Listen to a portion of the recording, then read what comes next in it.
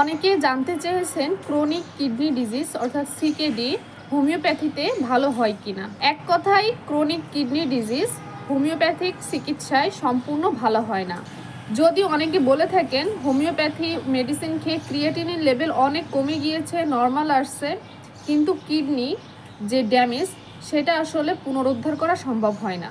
উচ্চ রক্তচাপ নিয়ন্ত্রণ, ডায়াবেটিস নিয়ন্ত্রণ, ইউরিনের সাথে যদি অনেক বেশি প্রোটিন যায় তো সেটা নিয়ন্ত্রণের মাধ্যমে এবং নিয়মিত ফলো আপের মাধ্যমে ক্রিয়েটিনিন লেভেলটা কম রাখা সম্ভব। কিন্তু ক্রিয়েটিনিন লেভেল কম আসছে বলে এই না যে ক্রনিক কিডনি ডিজিজের সমস্যাটি ভালো হয়ে গিয়েছে। অর্থাৎ প্যালিয়েশন সম্ভব, কিন্তু কিওর যেটাকে বলি কিওরটা সম্ভব হয় না।